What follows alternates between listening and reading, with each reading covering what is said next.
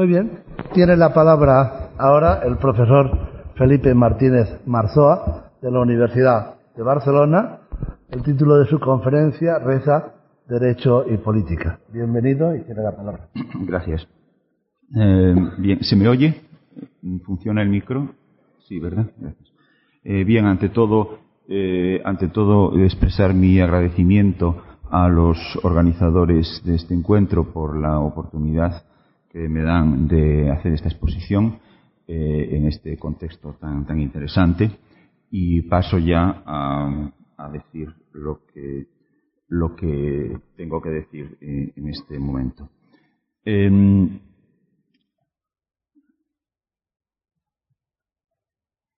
La conexión que hay entre el discurso metajurídico kantiano, es decir, la discusión kantiana sobre la possibilitas del derecho,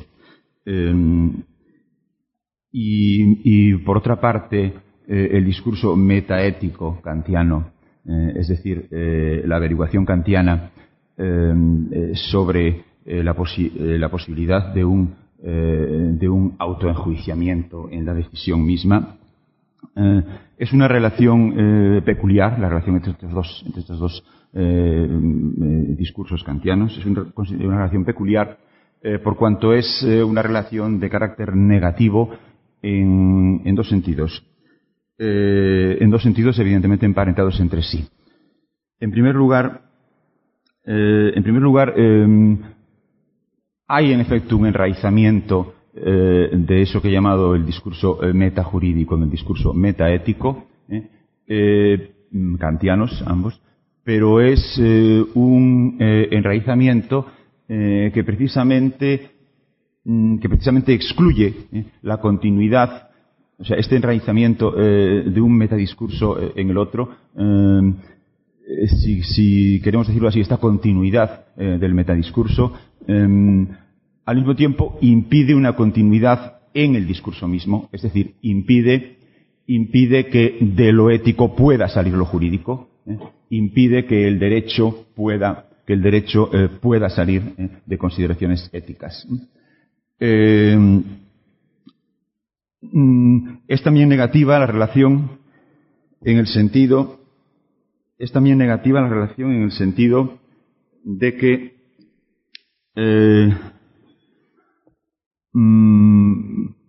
esta, fundamentación al menos enraizamiento de esa consideración, de esa consideración del derecho, de esa consideración metajurídica en la metaética, es decir, en la discusión sobre la posibilidad del autoenjuiciamiento de la decisión. Ese enraizamiento consiste precisamente en una autoexclusión de lo ético, respecto de aquella esfera en la cual tiene sentido, dentro de la cual va a producirse lo jurídico. Me explico. Kant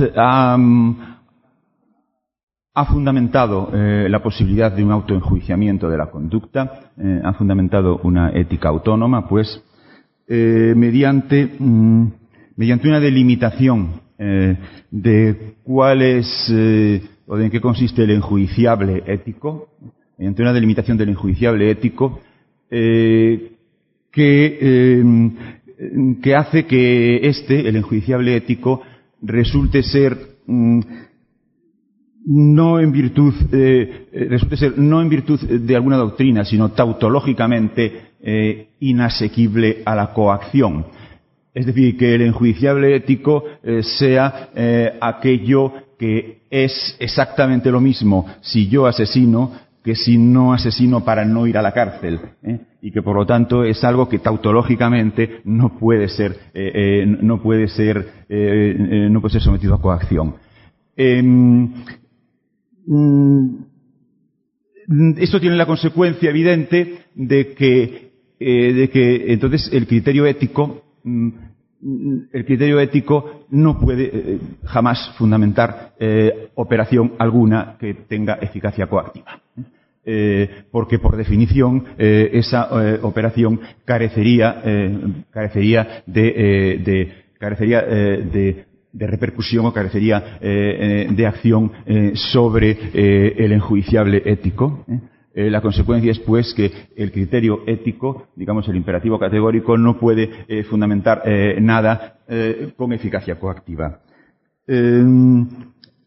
Consecuencia de esto es que de lo moral, de lo ético, no podemos extraer ninguna delimitación entre, digamos, algo así como coacción legítima o coacción ilegítima.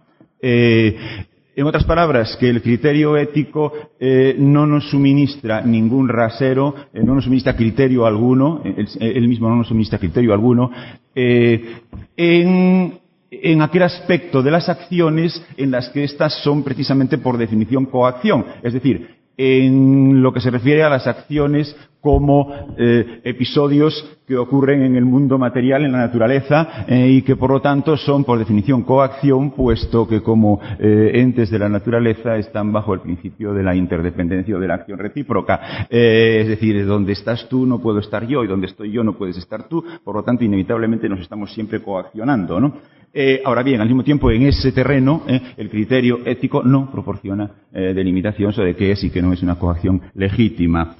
Por lo tanto, nos quedamos en ese terreno sin una delimitación de el sí o el no, sin algo del tipo bueno o malo. Nos quedamos pues con una descualificación en virtud de la cual en principio pues puedo hacer, digamos, simplemente lo que me dé la gana, lo que ocurre es que este yo que aquí se menciona en este o puedo hacer lo que me dé la gana, este yo que aquí se menciona, precisamente por su ausencia de cualificación, precisamente por eso es en principio cualquiera. Es cualquiera, y por lo tanto ese puedo hacer lo que me dé la gana, su desarrollo semántico, su despliegue semántico es puedo hacer todo aquello tal y bajo condiciones tales que el hecho de que yo lo haga no sea incompatible con que cualquier otro bajo las mismas condiciones pueda, si quiere, hacerlo, ¿no? Eso es simplemente el despliegue semántico del hago lo que me da la gana, ¿no?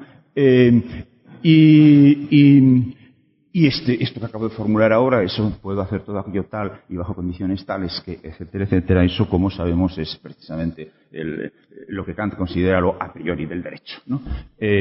Lo que Kant declara como lo a priori del derecho, el concepto mismo de derecho, lo único del derecho que es forma en el sentido kantiano, por tanto que es a priori en sentido kantiano.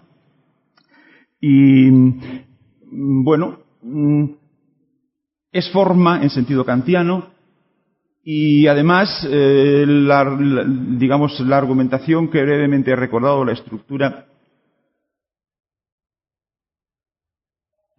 lógica que brevemente he recordado en mis palabras precedentes, evidentemente remite eso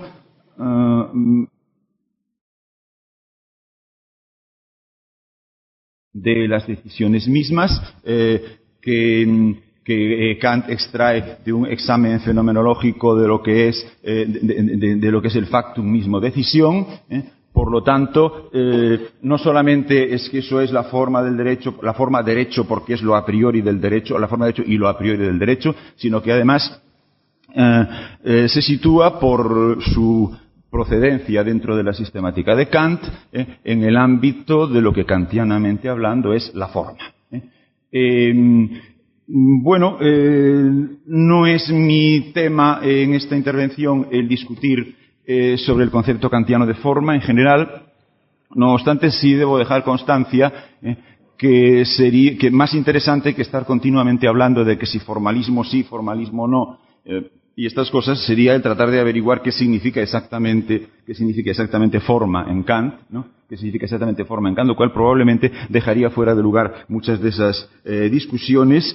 En todo caso, para lo que yo necesito en el curso de esta intervención, debe bastarme con recordar que forma es aquello que contiene meramente la possibilitas de un objeto en general y no objeto alguno, meramente la posibilitas de un objeto en general y no objeto alguno. Por lo tanto, es aquello que contiene, o la forma es aquello, es el en qué consiste que un objeto sea un objeto, que un contenido sea un contenido. Precisamente por eso, porque consiste, simplemente en qué consiste que un objeto sea objeto, que un contenido sea un contenido, lo que no hace es por sí misma generar objeto alguno o generar contenido alguno. Tal como, y lo digo simplemente para la aclaración del aspecto terminológico de la cuestión, tal como la forma caballo, pongamos por caso, y esto no es específicamente kantiano, sino que tiene que ver simplemente con la historia de la palabra, tal como la forma caballo es en qué consiste que un caballo sea caballo y no es algo que genere caballos, no es algo que genere caballos, ¿no? Esta consideración tan simple, o sea, la forma no es genética, la forma es en qué consiste que un contenido sea un contenido, pero no es la génesis de contenidos. Eso es algo muy específicamente kantiano, que es lo que solemos llamar la irreductibilidad de cierta diferencia, o en términos tomados del propio Kant, la finitud característicamente kantiana, ¿no? Bueno, añado, también es eso que he dicho del derecho, del concepto de derecho en Kant, también es perteneciente a la forma en sentido kantiano, también es perteneciente a la forma en el sentido de que en la sistemática de la obra de Kant, eso, digamos, pertenece a la analítica y no a la dialéctica. Pertenece a la analítica y no a la dialéctica. Es decir, no está mediado. He apelado a la dialéctica de la crítica de la razón práctica en esas consideraciones que he hecho sobre el enraizamiento en el metadiscurso del discurso práctico, ¿no? He apelado a la analítica, no a la dialéctica. Pertenece a la analítica y no a la dialéctica. Es decir, no está mediado por lo que pudiéramos llamar el tránsito dialéctico, que es el tránsito de esa posibilitas de un objeto en general a la noción de un objeto total. No está mediado, lo que he dicho de hecho, no está mediado por ese tránsito. También esto tiene que ver con lo que he llamado la finitud, la irreductibilidad de cierta diferencia, el carácter no genético de la forma, también eso está mediado por ese concepto. Concepto que, por otro lado, es también el que da un carácter específicamente problemático, que no es cuestión de desarrollar aquí, porque sería en todo caso tema de otra intervención, da un carácter especialmente problemático al propio tránsito dialéctico que he dicho, en la medida en cuanto que es el vuelco hacia la noción de un objeto total, de todos modos es el vuelco hacia algo que tendría en principio el carácter de un objeto y que sin embargo de alguna manera, como sabemos kantianamente, no lo tiene porque eso no es posible. O sea, ese tránsito de la forma al concepto de un objeto, por eso de alguna manera ese objeto total no es objeto alguno, pero eso es otro tema a tratar en otro momento, ¿no? Bueno, sí, evidentemente importa, incluso en este mismo momento, el que de lo que acabo de decir se sigue que, se sigue lo siguiente. El tránsito dialéctico sigue a la analítica. El tránsito dialéctico es algo que en la sistemática de la obra de Kant presupone que la analítica ya está ahí, Desde la analítica considerada en su conjunto, se contempla la posible génesis con toda la problemática que esto contiene de una noción de objeto total. Lo que quiere decir que esta noción en ningún caso puede ser, en contra de hábitos algo arraigados quizá, en ningún caso puede ser, estas nociones de objeto total en ningún caso pueden ser invocadas como fundamento de pasos o de movimientos de la propia analítica. Es decir, es un ejemplo de interpretación viciosa de Kant, aquel en el que determinados un ejemplo de vicio de la interpretación de Kant, la situación en la que determinadas consideraciones que solo pueden proceder de la dialéctica, es decir, de la noción de objeto total, sin embargo, sean utilizadas de algún modo para interpretar o para fundamentar pasos de la analítica. Bien, por de pronto, lo que he dicho de la pertenencia a la forma, lo que he dicho de la pertenencia a la forma, tiene especial relevancia por esa imposibilidad debida a la insalvabilidad kantiana de cierta distancia, la irreductibilidad de cierta diferencia, por esa imposibilidad de un proceder genético deductivo que a partir de la forma produciría determinados contenidos, la aceptación de determinados contenidos o de determinados objetos. La imposibilidad de este proceso genético deductivo que se fundamenta ya en el propio carácter no genético deductivo, sino fenomenológico, o como algunos decimos algunas veces, epagógico, del propio reconocimiento de la forma, del propio reconocimiento de la forma, el propio reconocimiento de la possibilitas, que nunca tiene el carácter de una deducción, sino el carácter de un reconocimiento.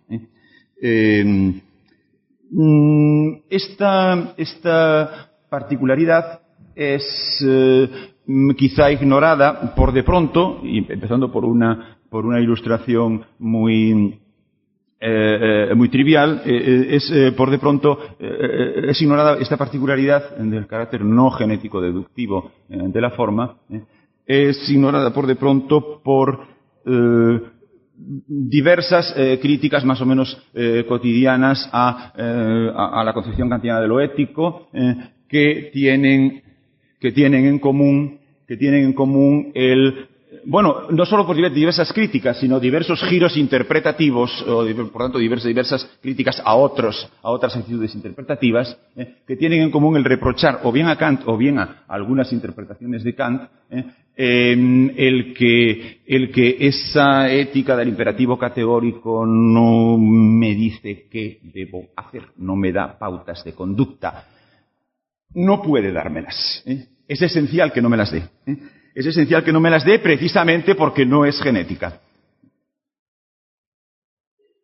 Precisamente porque eso es la forma y por tanto no es genético.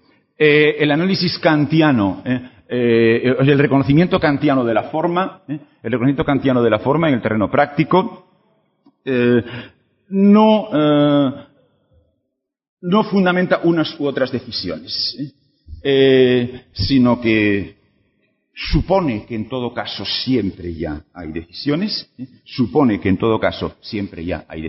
que estas son siempre empíricas,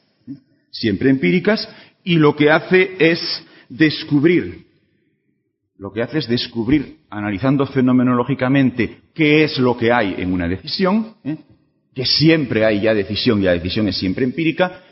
Lo que hace es descubrir, analizando fenomenológicamente lo que hay en una decisión, pues algo que ya he mencionado al comienzo mismo de mi intervención cuando he dicho la decisión, o sea, el enjuiciable ético, es el mismo en esta situación que en esta otra. Por ejemplo, el mismo cuando asesino, que el mismo si asesino, que el mismo si no asesino, para no ir a la cárcel. Es decir, en eso ya estaba apuntando a una constatación típicamente kantiana, que es el carácter, que es que la decisión, el enjuiciable ético, tiene una forma lógica de universal. Es decir, es algo aplicable a un caso y a otro y a otro y a otro y a otro.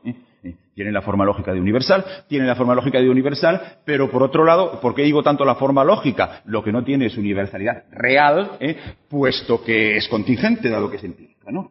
Y como no tiene universalidad real, resulta que en el enjuiciable ético, o sea, en la decisión, es viable una contradicción, siempre y cuando la contradicción esté relacionada precisamente con el hecho de tener la forma lógica de universalidad. Es decir, que no es que sea contradictorio ese contenido, sino que es contradictorio ese contenido con la forma lógica de universalidad. Esto no impide que esa máxima, esa decisión, pues sea efectuable, porque como nunca se efectuará, digamos, un número infinito de veces, sino puesto que es contingente, sino un número infinito de veces, pues hay efectivamente una contradicción que no impide que eso pueda ser efectivamente la máxima dificultad. Lo que pasa es que en este caso nos encontramos con una máxima, con una decisión que por contener en sí misma esa forma lógica de universalidad con la cual es contradictoria, contiene en sí misma, digamos, su propia proscripción, su propia condena, su propia exclusión, etcétera, etcétera. Fenómeno al que designamos frecuentemente como ética autónoma, es decir, la posibilidad de autoenjuiciamiento de la decisión en la decisión misma, ¿no? En la decisión misma. Por cierto, que este tipo de autoenjuiciamiento de la decisión en la decisión misma quizá es sinónimo, y cuando digo quizá, digo que yo lo defiendo, pero no es tema de esta intervención, ¿no? Quizá es sinónimo, estrictamente, quizá es semánticamente equivalente con eso de la humanidad como fin y la humanidad como medio, que tan frecuentemente se cita de Kant. Probablemente son dos maneras de decir lo mismo. El que lo sean depende, naturalmente, de qué se entienda ahí por la humanidad, en eso de la humanidad como medio y la humanidad como fin. Bien, en todo caso, generalizando un poco más esto de y el carácter no genético de la forma, ¿no? Esto del carácter no genético de la forma, eso de la finitud, eso de la insalvabilidad de esa distancia, generalizando un poco más,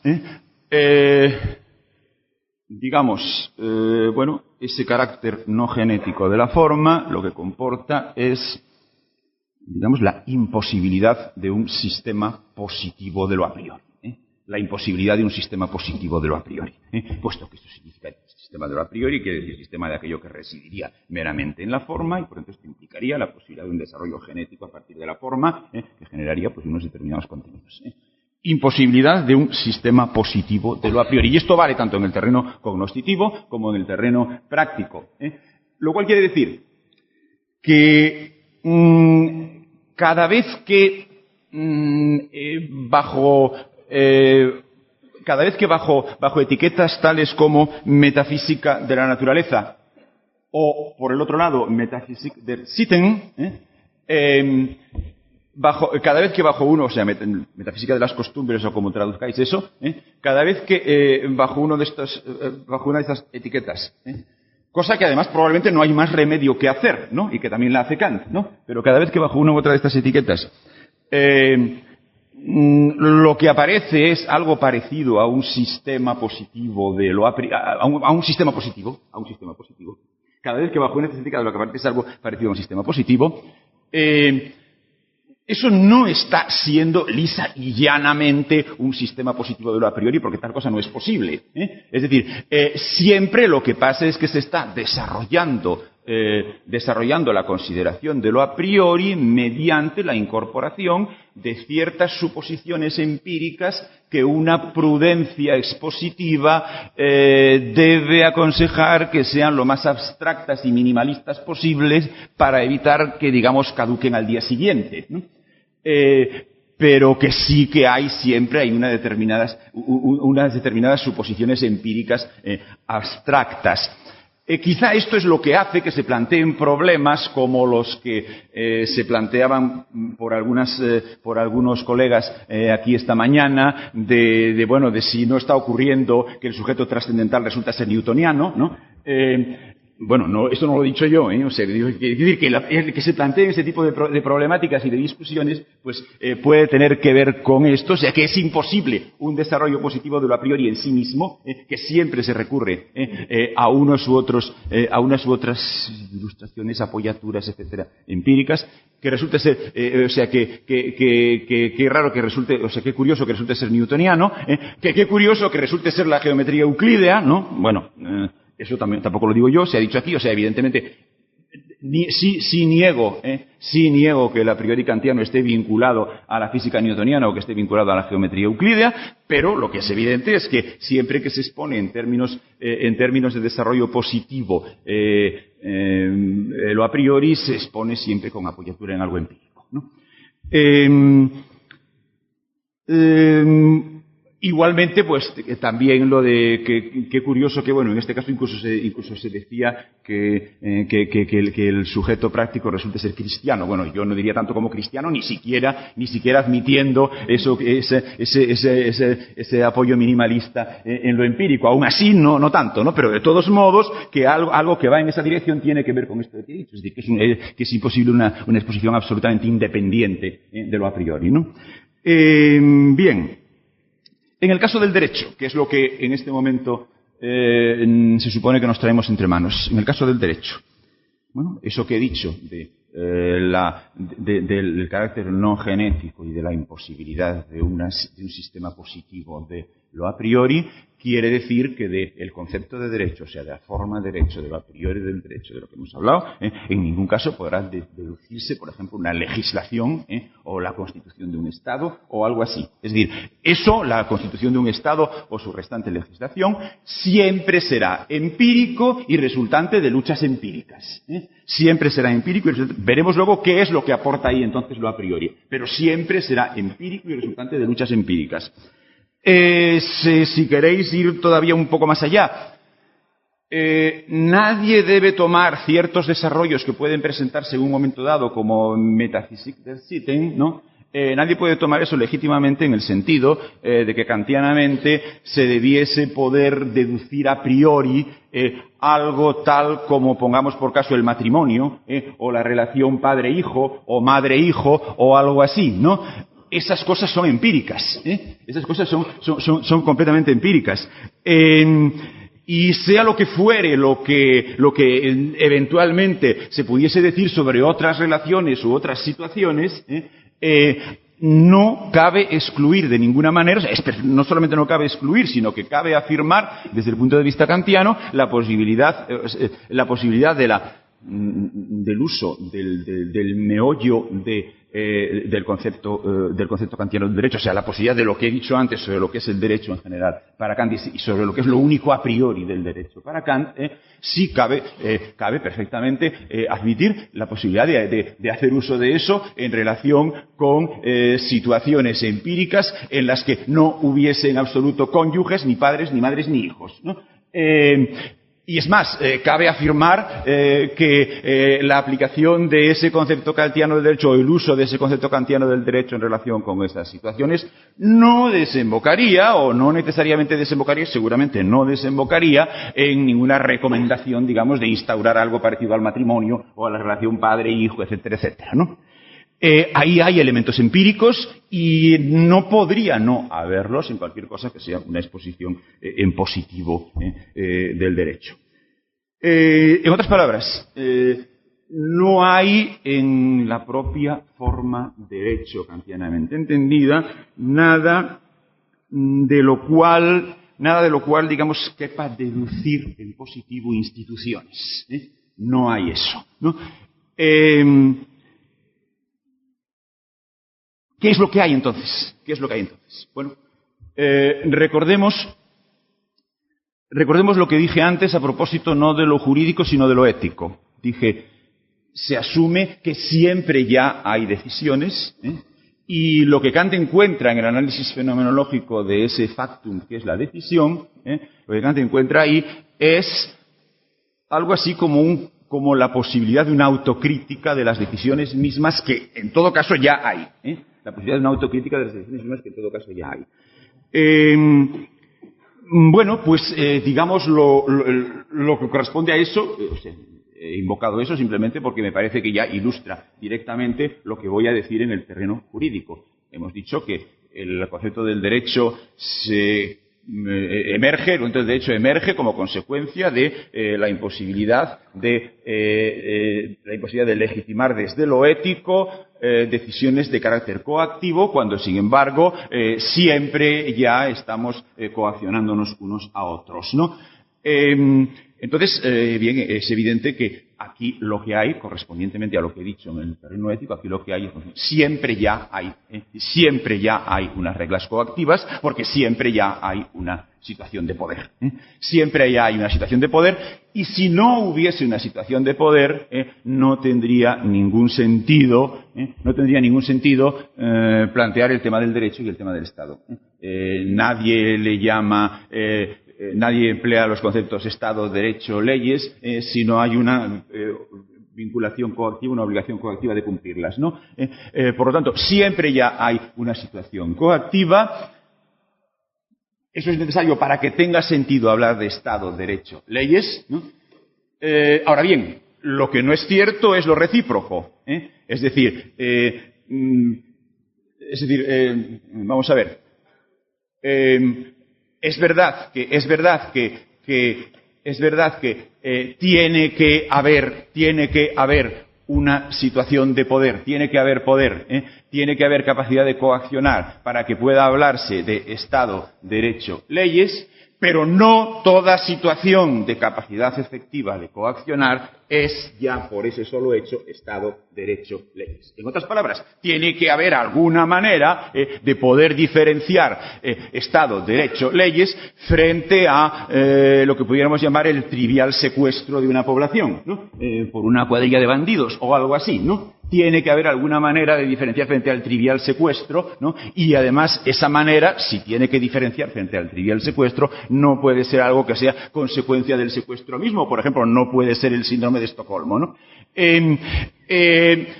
Tiene que haber algún otro tipo de criterio. Bueno, pues ahí es donde nos viene como anillo al dedo el razonamiento inicial por el cual recordé la génesis kantiana de la noción de derecho. Es decir, eso que dije al comienzo de cómo se genera la noción de yo he de poder hacer todo aquello tal y bajo condiciones tales que eso, digamos, no genera en absoluto instituciones, no genera en absoluto legislación, no genera ni siquiera una constitución, pero sí genera un instrumento de crítica, sí genera un criterio, sí genera un instrumento de crítica que me permite decir hasta qué punto, en qué medida eso que hay es calificable como Estado, derecho, leyes, y en qué restante medida se queda en puro poder fáctico y bruto, ¿no? Me permite hacer esa distinción. Sí, evidentemente, aquello que satisfaga a esa forma de derecho, aquello que sea la aplicación a unas circunstancias empíricas concretas de ese concepto de derecho antes formulado, será derecho, evidentemente derecho empírico, derecho positivo, y lo otro, lo que no pueda ser justificado desde ese punto de vista, lo que desde ese punto de vista quede fuera, se quedará en puro poder fáctico bruto, ¿no? Por lo tanto, no genera, el concepto de derecho no genera legislación, instituciones, pero sí es la base de una permanente actividad crítica, referente a en qué medida lo que hay que es empírico, ¿no? En qué medida lo que hay es Estado, derecho, leyes, y en qué otra medida se queda en poder fáctico bruto. Bien.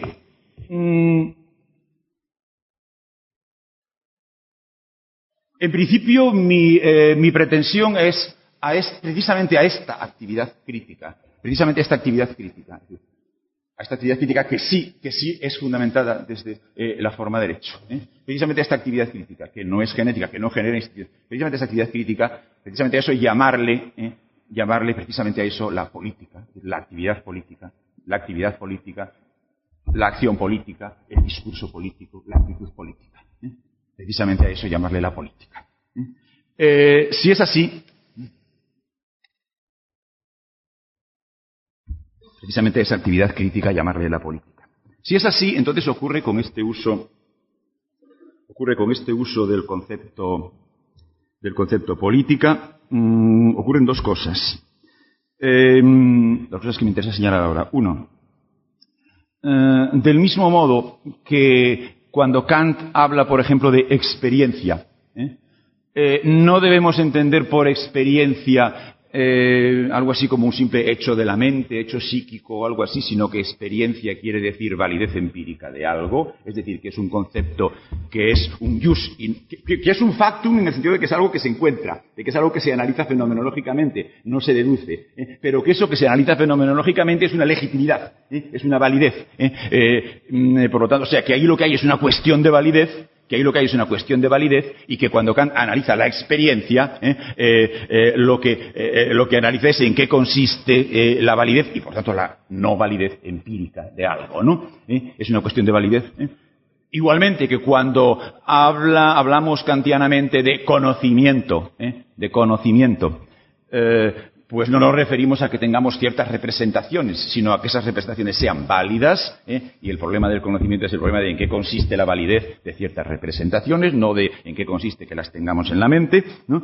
Del mismo modo que todos esos términos significan validez, también, evidentemente, eso de política, que he deducido, que a lo que he llegado en mis consideraciones anteriores, significa una validez, significa una legitimidad, es decir, lo que he llegado es a una legitimación de cierta crítica, por lo tanto, de cierta actitud crítica permanente, Por lo tanto, cuando he dicho política, quiero decir legitimidad política o política legítima, ¿no? Y una segunda cosa que me interesaría destacar es que, si es así como yo lo he dicho, entonces justamente solo hay política justamente por el hecho de eso que he llamado la finitud, por el hecho de que la forma no genere. Si la forma generase, si de la forma se pudiese deducir la legislación de un Estado, entonces no habría política, habría simplemente el derecho y el no derecho, el derecho y el contraderecho. Pero la actividad crítica permanente de la situación dada, con base en la forma derecho, eso no tendría lugar. Simplemente o se está con el derecho o se está contra él y punto, ¿no? Por lo tanto, el concepto de política que he formulado está vinculado a la finitud kantiana. Quizá para insistir en esto último,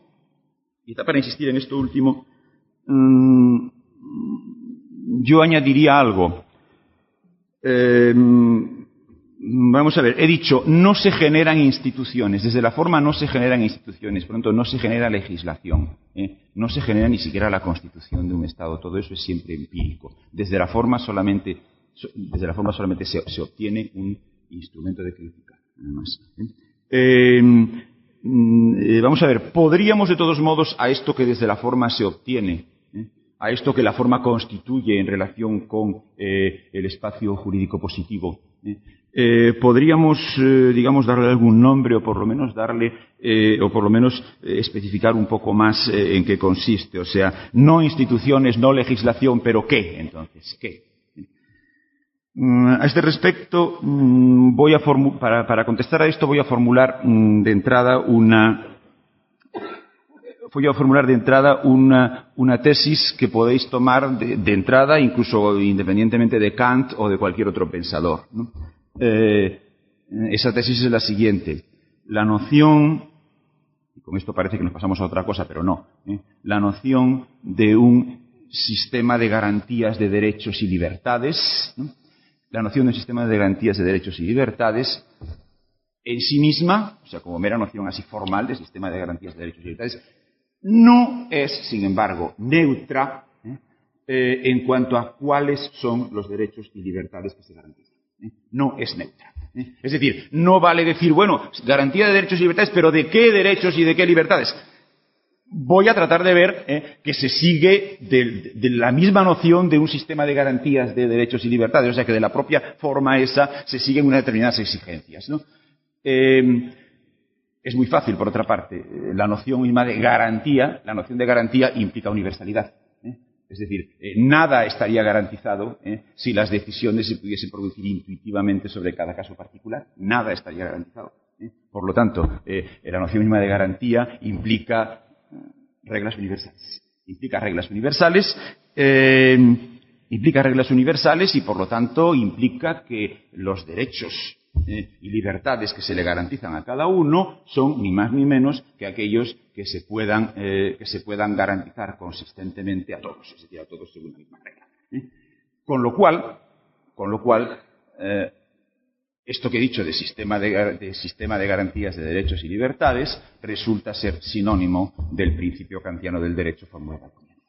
Resulta ser sinónimo. Es decir, porque recordad era aquello de yo he de poder hacer todo aquello tal y bajo condiciones tales que el hecho de que yo lo haga, yo pueda hacerlo, no sea incompatible con que cualquier otro bajo las mismas condiciones pueda también, si quiere. Esto es lo mismo que decir, se garantizan a cada uno aquellos derechos y libertades que sean compatibles con que la misma garantía exista de manera universal para todos, ¿no? Por lo tanto, ese principio kantiano y la noción de sistema de garantías de derechos y libertades son sinónimos. Son sinónimos, siempre de dos maneras de decir la misma cosa, ¿no?